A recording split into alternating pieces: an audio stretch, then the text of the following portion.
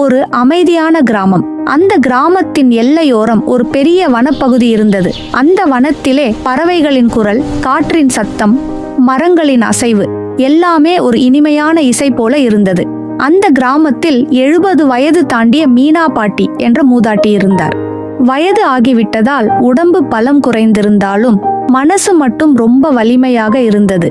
ஒவ்வொரு காலையிலும் சிறிய மரக்கன்றுகளை எடுத்துக்கொண்டு மெல்ல மெல்ல அந்த வனத்துக்கு நடந்து செல்வார். அங்கு சென்று குறித்து வைத்திருக்கும் இடத்தில் கன்றுகளை அழகாக நட்டு நன்றாக தண்ணீர் ஊற்றிவிட்டு திரும்பி விடுவார். கிராமத்தில் உள்ள எல்லோரும், பாட்டி, இந்த மரம் வளரணும்னா பல ஆண்டுகள் ஆகும். உனக்கு இவ்வளவு வயசு, இது உனக்கு என்ன பயன் என்று கேட்டு சிரிப்பார்கள். அவர் எப்போதும் ஒரே மாதிரி, நான் நட்ட மரம் எனக்காக இல்ல, என்னை போல 100 பேருக்காக என்று பதில் சொல்லுவார்.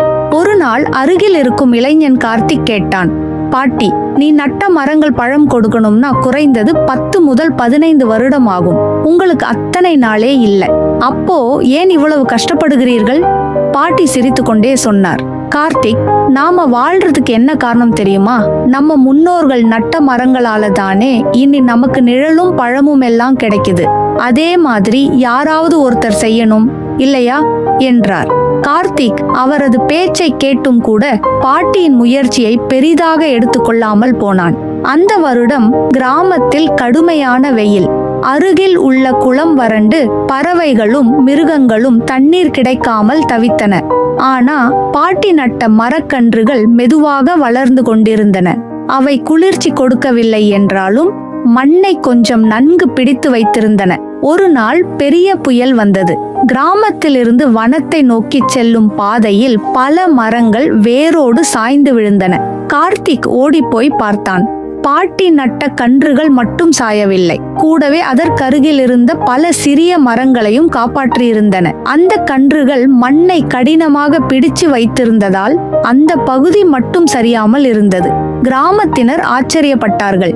இந்த சின்ன கன்றுகள் இவ்வளவு பெரிய விஷயம் செய்யும்னு யாருக்கும் தெரியல. சில மாதங்களுக்கு பிறகு மீனா பாட்டி அமைதியாக இறந்து விட்டார். கிராமம் முழுக்க துக்கம்.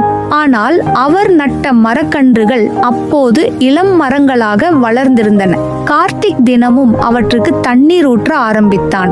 ஆனால் அவன், இவ்வளவு பெரிய நல்லது செய்த பாட்டியை நாம புரிஞ்சுக்காம சிரிச்சிட்டோமே என்ற ஒரு வருத்தம் மட்டும் இருந்தது.